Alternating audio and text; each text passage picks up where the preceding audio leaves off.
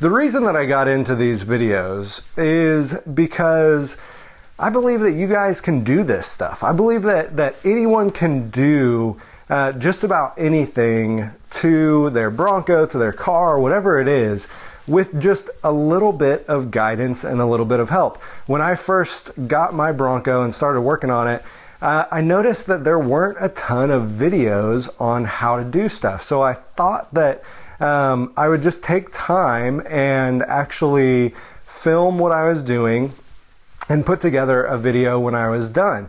So today what I'm going to be talking about is installing the painless wiring harness on my 1975 Ford Bronco.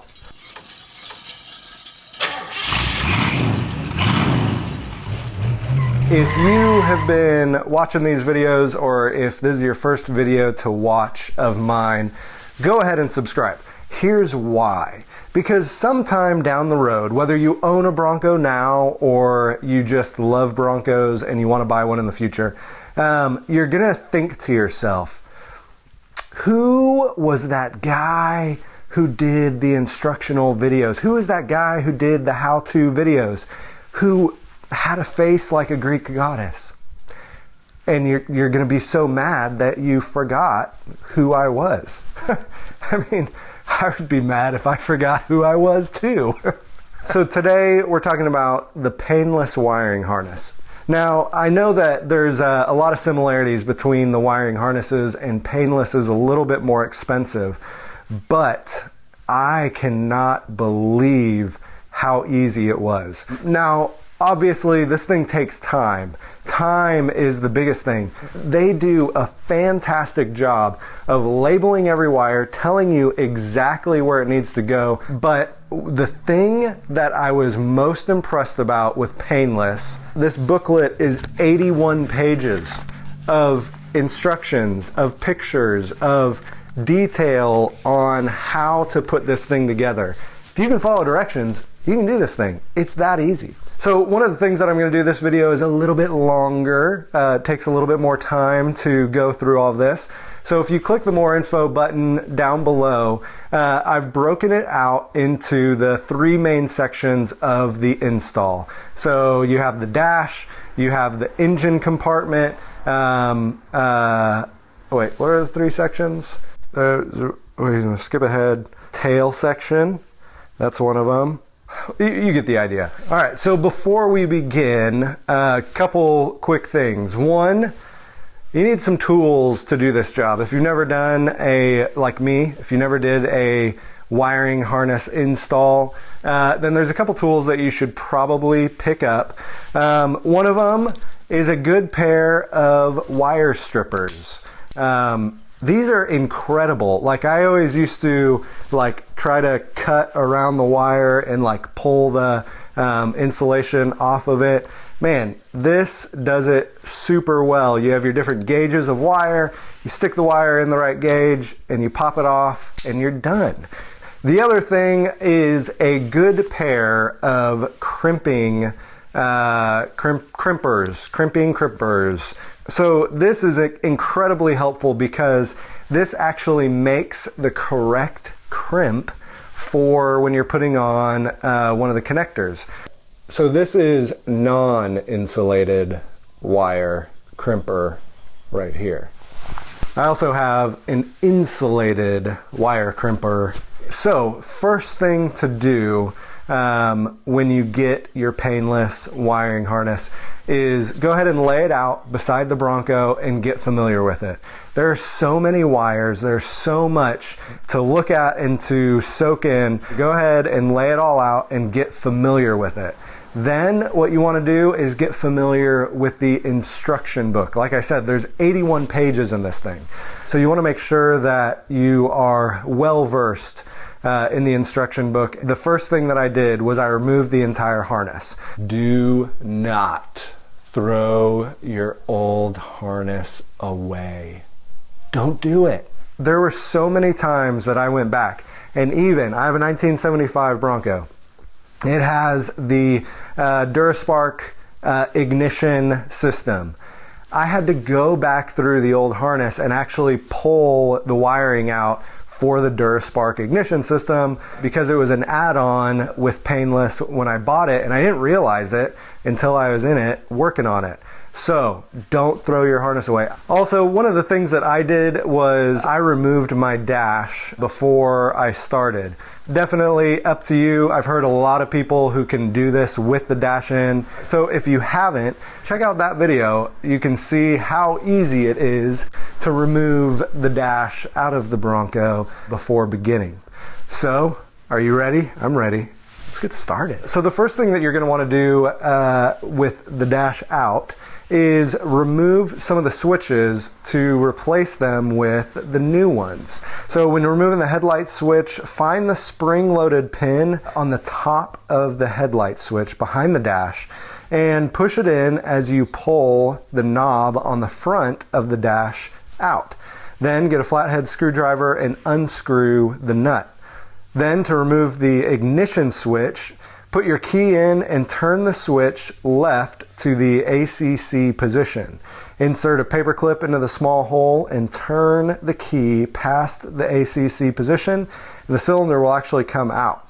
Then turn the dash over and push down on the ignition switch and turn and pop the ignition switch out. Then remove the wiper switch by unscrewing the hex bolt on the knob. Just loosen that and pull it out and install your new wiper switch. Then what you want to do is mount the Painless fuse box in the glove box. So you can do this with the glove box already installed in the dash, or you can install the fuse box first and then install the glove box.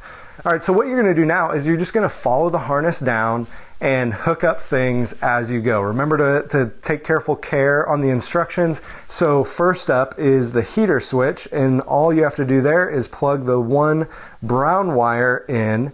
Now the other two wires that go to the heater switch are connected to your heater box that probably still mounted to the firewall. It's a lot easier to leave them on the heater mower and plug them into the switch on the dash when the dash is installed. Next up is the wiper switch. Instead of using the connector that came with the original factory harness, I used the connectors that were already installed on the Painless wiring harness. Now again, I want to take a minute here and show you how detailed these instructions are. Here you have a detailed picture of the wiper switch, and then you have all the colors, all the wires, how it goes together, and it is incredibly easy to put this thing back together. I can't talk enough about how great this is. So after the wiper switch, then hook up the cigar lighter and the radio. I don't have a radio right now. The old one that was in there, it was a tape deck. Tapes, what are those? All right, so the next thing is hooking up the ignition switch. Now there's a threaded rod on the back of the ignition switch that the wires go on, and then there's a nut that you tighten on after. So my old nut didn't work with the new ignition switch. Like the threads were different. So what I just did was I took a 5mm thread die and rethreaded the new ignition switch for the old nut. But really what you could do, I mean, you could go to the parts store and get a new nut. There's too much nut talk going on right now. I am a 13-year-old boy. That is my humor. Whether you do that or maybe I missed the new nut. I probably missed the nut that Painless sent with the kit. So there's that, which I'll take a minute right here and say, keep everything organized. Don't open everything up and spread it around. Like I did this install over the course of many days and lost a lot of things, and had to go buy new stuff, and I'd be like, man, they didn't send this, and so I'd go buy it and then I'd find what Painless sent later. So, or I installed the wrong thing on a previous step. So just keep everything organized. All right, so then what you can do is install the wires for the hazard switch. Again, I have a 75, So my hazard switch wires run through the dash with the turn signal switch and all that. So I just skipped this step.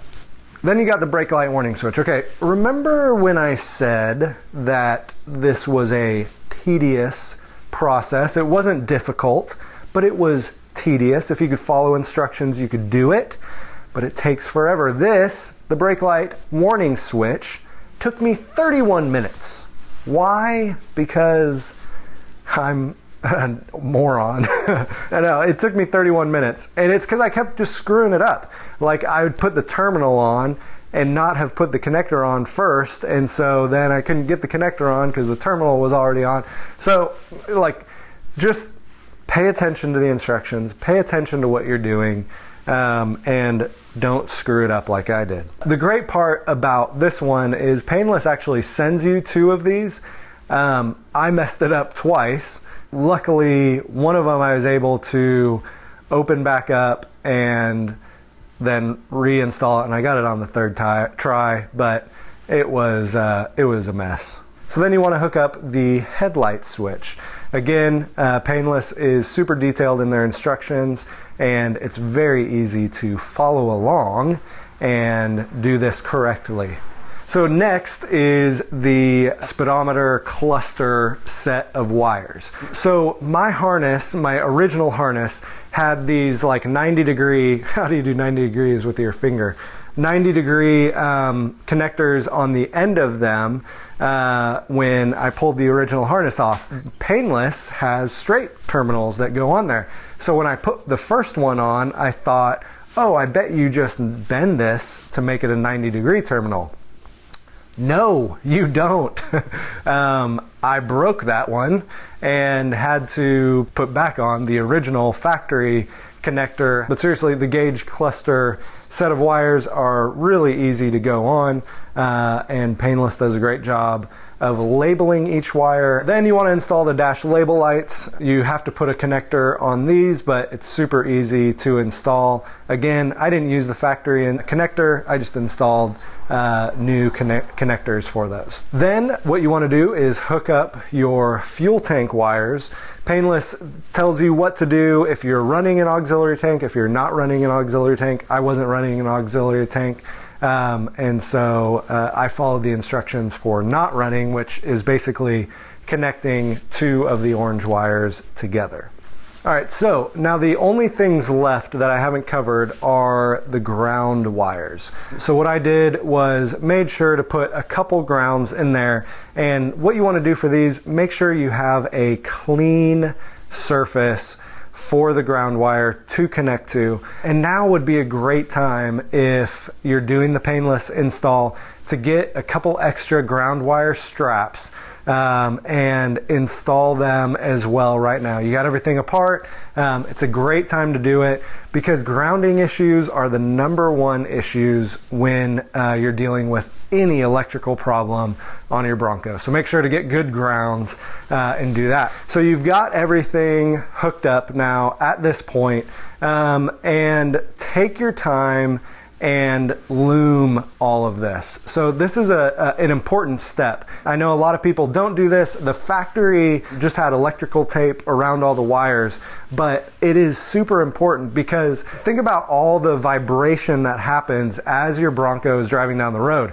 You really want to make sure that those vibrations aren't happening on the wire that is rubbing on a piece of metal, because then that wire eventually, if it's 2 weeks from now, 2 months from now, 2 years from now, it's going to wear down and it's going to short out on that metal. So the looming step is actually really important, especially anywhere where the wire has a chance that it would rub up against some metal. But if you are looming it, don't be dumb like me and rip one of your connectors off and expose the wire. Painless doesn't send you extra connectors for just being dumb, so make sure to be careful when you're looming everything together. Zip tie it all tight. The biggest thing is you do not want your wires rubbing on any metal. So the final step before installing your dash back in with the wiring harness is right now all of your wires are coming out on the driver's side, right here. And so like when I did this, I had this, you know, just all the wires coming out right here. Well, the bummer is that on a 1975, yeah, I have some wires that go through the firewall on the driver's side, but I also have some that go through the firewall on the passenger side. So depending on your year, you want to make sure that your wires are in the right spot. So on the 75, there's a hole in the driver's side firewall, there's a hole in the center, and then there's a hole on the passenger side firewall. And parts of the wiring harness go through all of that. So what you want to do is you want to take those wires, and if you do have a hole on your passenger side of your firewall, you want to loop those back around so that they're on that side when you install your dash. I didn't do this, so I actually had to pull these wires back through and tuck them up under the dash and run them with the dash already installed. But take my advice right now. Know what kind of Bronco, what year you have, and what routing configuration you have, and do that now before you install the dash back in. See, John Melton helping you every step along the way. At this point, you can put your dash back in place. What I did was I put it in place, but I didn't tighten everything down. That was so that if I needed to wiggle stuff around or kind of maneuver stuff to get in there, I still could. I also took off my steering wheel while I was doing this and put a new one on. It's so beautiful. And so I, at this point, put the turn signal switch back in. And I totally screwed that up. So check out that video if you want to take place in my sorrow. But at this point, you're going to start installing all the pieces that you couldn't install with the dash out. So first up is the brake switch, and that's not polarity specific, so you can install those wires any way you want. So if you have a 1975 with an automatic transmission like me, then you will need the gear indicator light wires. Painless says in the manual that you only need these wires if you have an aftermarket transmission, but I don't have an aftermarket transmission, and I definitely needed them. So what I did wasn't actually in the instructions that I could find, but I added the gear indicator blue and red wire just back into the horseshoe connector thing and put it together that way. Then there's also a ground wire, and I just grounded that to my dash. I don't think you even need the ground wire because the turn signal is grounded. The connection to the wiper motor and dome light is under the dash, so you need to reuse the wires that run through the windshield that go to the wiper motor. So earlier we hooked up one of the wires to the heater switch. Now with the dash in place, it's time to hook up the other two. There's a red and an orange wire that connect from the blower motor to the heater switch. So from under the dash, looking at the heater switch, the orange wire goes on the left and the red wire on the right. There's really not a great way to film this, but you get the idea. So with the dimmer switch that goes on the floorboard on the driver's side, the instructions say to go ahead and hook this up now and to bolt it back onto the floorboard. I actually waited because I wanted to hook everything up and get everything in place and then do that last step when everything was all in place. So I actually waited on this. All right, so the next step is actually running everything through the firewall into the engine bay and down to the back of the Bronco. Now, Painless actually recommends at this point installing the grommets and installing them into the firewall, those plastic grommets to hold the wires in place. I don't recommend doing this, and here's why. Like I said earlier, I had those wires that I had to run back to the passenger side and through, but also there were a couple times where some wires in the engine section in the middle here actually needed to be run over here, or like wires were not in the wrong spot, but it just made more sense for me to have them come through the passenger side hole instead of the engine hole, or vice versa. And so I would wait to do this. Don't install the grommets yet. All right, so you got all the wires in the engine bay. Now it is time to start putting everything together. First is the brake light warning switch. I actually broke my brake light warning switch when I was installing, or when I was pulling the old factory harness out, but I've also done a disc brake upgrade. So I bought a new proportioning valve that came with a new connector pigtail. The new one only has one wire, so I spliced the 2 wires from the Painless harness to the 1 wire of the new pigtail. On the tail section, I'm actually removing the auxiliary tank and installing a new fuel tank, and I haven't done that yet, so I'm actually going to skip the sending unit, fuel sending unit wires. To do the tail lights, you need to first remove the tail light housing. To do this, remove the 2 screws on the lens, or if you have a bezel like I do, then remove the 2 screws holding the housing and pull that out. Then what you do is route the taillight wiring up the quarter panel to the taillight housing and connect the terminals, and make sure to clean the ground wires. Now, the driver's side section of the wiring harness. So the instructions say to clip this part to the fender as soon as you get started. Again, I waited to do that because I wanted to get all my wires laid out. I wanted to loom them and get them fit so that I could pull them all snug and have them look good before I clip them to the fender. You could do that now, or you can wait like I did. First up is the washer reservoir. You can tell I'm not using a washer, so I just left that in place. But if you have a washer, you should probably hook that up. Then the horn. It's a single connection on the top of the horn. For the turn signal, make sure not to confuse this with the parking light, and make sure to not confuse the parking light with the turn signal. But with the turn signal, the parking light, and the headlight, those are super easy. Painless did a great job of using connectors that fit perfectly with the stock connectors. So just plug those in and you're done. All right, so we get to the passenger side of this thing. First thing you want to do is remove the factory maxi fuse and replace it with the Painless maxi fuse.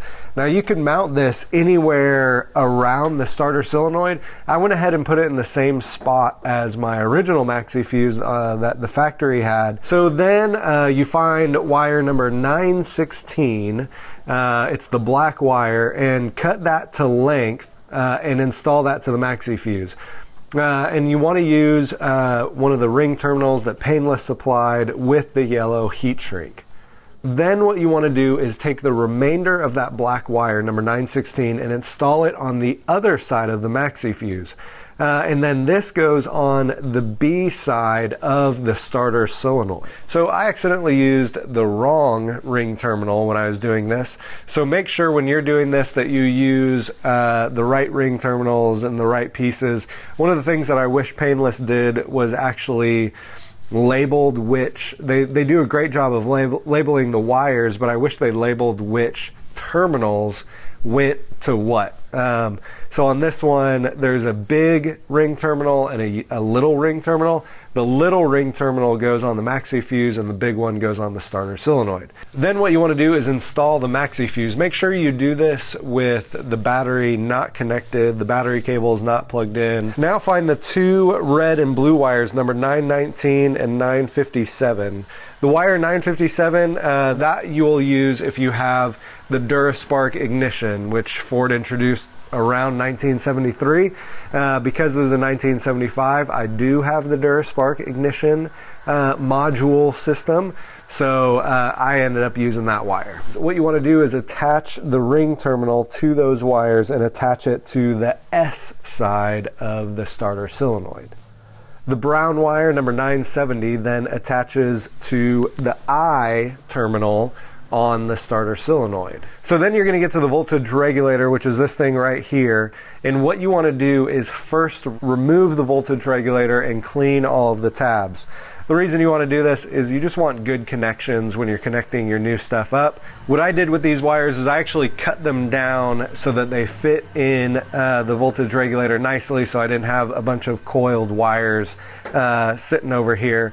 Then you want to make sure that you install the noise capacitor as well, which I actually used the old one from my wiring harness to do that, and then make sure to get a good ground on there.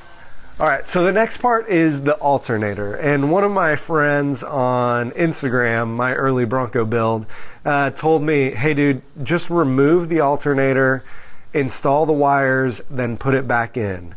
Ryan, I thank you, because that was genius advice. So anyone doing this, I would recommend taking Ryan's advice. One thing that I would note that I did was I made sure to get the length that I wanted for the wires connecting to the alternator first. So with the alternator installed, get the length of the wires that you want, make your cuts, remove the alternator, make all of your connections and add your terminals to your wires, install it, and then put it back in. There's only 3 wires for the alternator: the power, the flow, and the ground. I don't have a 3G alternator, so the red wire that Painless supplies, I didn't end up using it. You'll notice that I'm installing different ring connectors than what comes in the Painless kit. Remember when I said that I kept messing stuff up and using the wrong connector? Well, the alternator suffered because of that. Then the parking lights, the headlights, and the turn signal, it's the same as the driver's side. Just make sure to loom everything and keep it tight and keep it from moving. Again, I have a 1975 Bronco, so I have 3 holes in my firewall: the driver's side, the passenger side, and then kind of the middle, but closer to the driver's side, which is where the engine section of the wires go. Now, remember when I said I waited to put in the grommets for the holes for the firewall? Well, this was super helpful in the engine section because my ignition module actually sits on my driver's side fender. So I ended up pulling those wires out of the ignition section and routing them through the driver's side firewall hole. So make sure before you finish everything on, as you're moving through this, get everything installed and get everything placed. Another thing that I did was when I was pulling the wires through for the engine section, I went ahead and routed all my wires first before I cut anything and before I did anything. I found where every wire went and I routed it first. That way I knew exactly where I wanted to place the wires and exactly the routing that I wanted to take them. Like for example, the electronic choke on my carburetor, I routed it with the other wires instead of coming back around the back side of the engine. So it's little things like that you just want to make sure that you know where all your wires are going, so you have the least amount of wiring bundles as possible when you're putting everything back together. So first thing on the engine is the reverse switch and the neutral safety switch. This actually comes up from the transmission in between the firewall and the engine. So I have the C4 automatic transmission, and so this switch sits on the transmission and it has wires that run up along the firewall and runs between the firewall and the engine.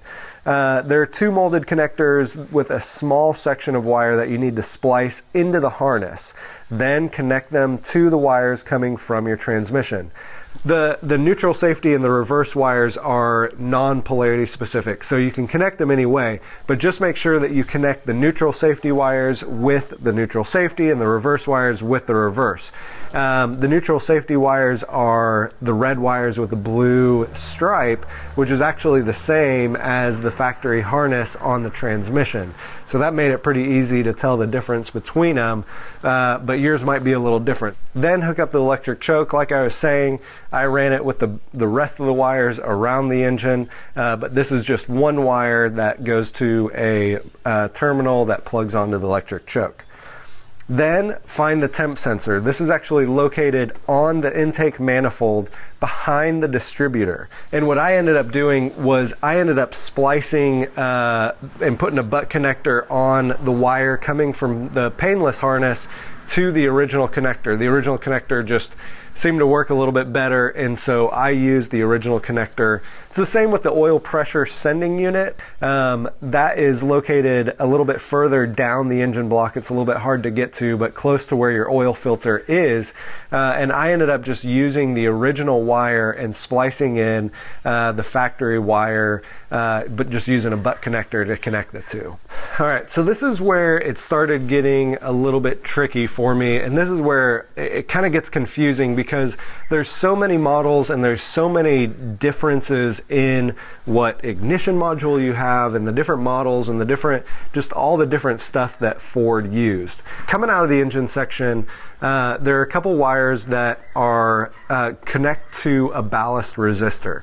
Now the ballast resistor is only used if you have a point system ignition module. I don't have a point system ignition module. I have the DuraSpark. What that ballast resistor does is it actually takes the volts down from 12 volts down to 6 volts while the engine is running, so it doesn't ruin your points in your distributor.